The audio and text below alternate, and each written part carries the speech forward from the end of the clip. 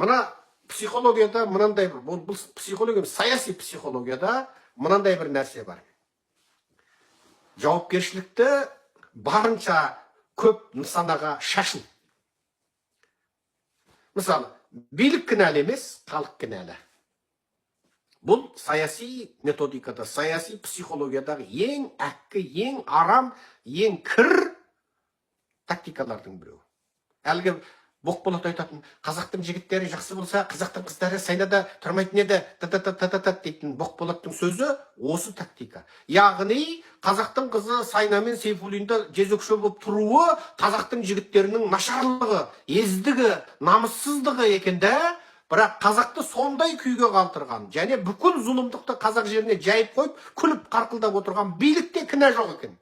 Назарбаевта кінә жоқ екен.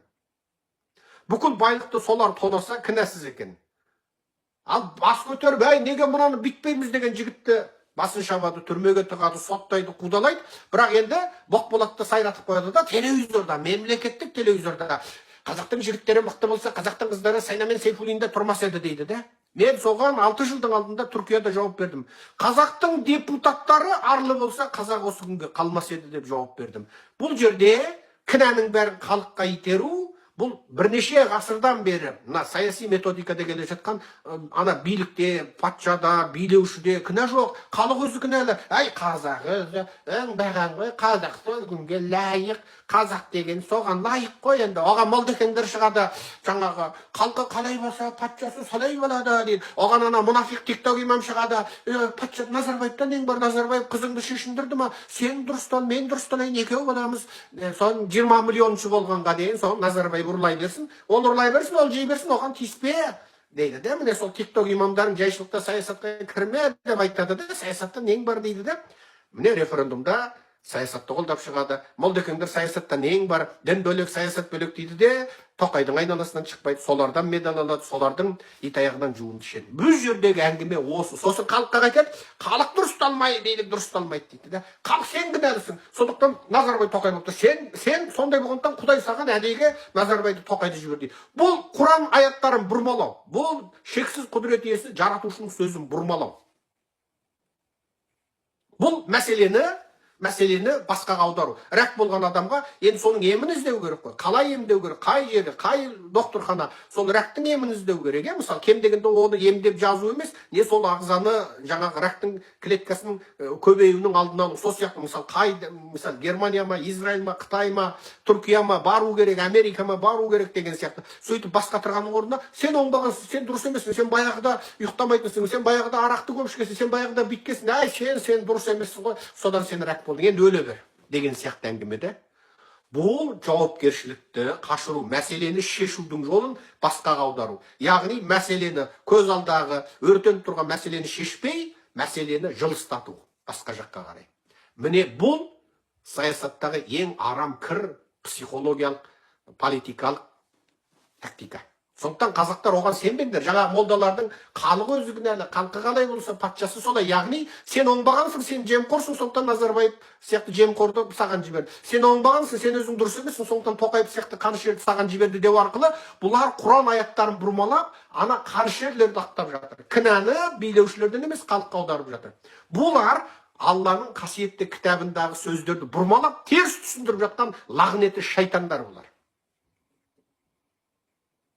Ал енді сол халық солай болса, ал солар шынында сол нанымға нанып отырса, онда неге сол халықты ағартамын, дұрыстайын деген бізді жек көреді? Неге бізге қарсы? Сол халықты оятайын, сол халықты әділетшілдікке тәрбиелейік, шыншылдыққа тәрбиелейік, мына теңдікке тәрбиелейік, ақпараттық ашықтыққа тәрбиелейік, халық білімді болсын, бәріне ләббәй бегін деп көне бермесін, өз құқын қорғасын. Кем дегенде саяси мәселе емес, құқықтық мәселелерді күйеуін атақ соттап жатыр, енді әйелі болды, тағдырға жазды, көнейік болды. Бір құдайға тапсырайық деп қатын отырмай, енді ана күйеуінің құқық мүддесін қорғау үшін ана қатын арыздануы керек. Ал осының барлығын халыққа үйретіп жатқан бізді жаңағы кінә халықта дейтін молдекеңдер неге жек көреді? Олар ана жерге келгенде ана пәтуалар дайын, мына жерге де мына пәтуалар дайын. Қысқасы, ана зұлым билеушілердің өмірін ұзартады. Зұлым билеуші бергендер дегенде қасынан табылады. Ит аяқтан жуындыш дегенде шалпылдатып, ит құсап тілдерін шалпылдатып жуындыш еді. Сосын халықтың басын битіп улаңдар дегенде халыққа қарап битіп үреді. Ал мынаған келгенде алаялдап жібереді, мына хадисті ұрып жібереді, анаған аятты ұрып жібереді. Ананың мағынасын майыстырып, Құдайдың сөзінің мағынасы майыстырып, ең соңында осыған көн болды. Ана яқта 72 қор қызы бар, ана яқ яқшы, мына яқты қой балдырақ бар да. Сосын жаңағы бейшара сорлы, ана яқтағы 72 қор қызы өздері мына дүниенің қор қыздарын тырнақша ішіндегі алып, өздері мына дүниедегі жәннаттың бақшаларындай коттедждерде, виллаларда, Дубайда, Мекке, Медине, Стамбулда коттедждар, өздері ана жәннаттай бұлт үстінде қалықтап, ұшаққа мініп қыдырып, Еуропа, Америкада жүріп, ана молдекаңдар бейтап жүреді де, Қазақстанға барып, жаңағы басшысының қасына барып, құйрығын бұлаңдатқан ит құсап, бастарын бұлаңдап, жаңа Назарбаевтан ең бар саясатта кірме деген әңгімені айтады. Бұлар мұнафиқтер, қазақтар. Бұлар мұнафиқтер, сенбеңдер, айналайын қазағым. Сенбеңдер, бұлар мына дүние үшін, ол дүниесін айырбастап отырғандар. Олар ақиқатшылдар, шыншылдар емес. Олар мына дүниенің қызық үшін жұмыс істеп жатыр. Биліктің тапсырмасын орындап жатыр. Міне, әңгіме осында.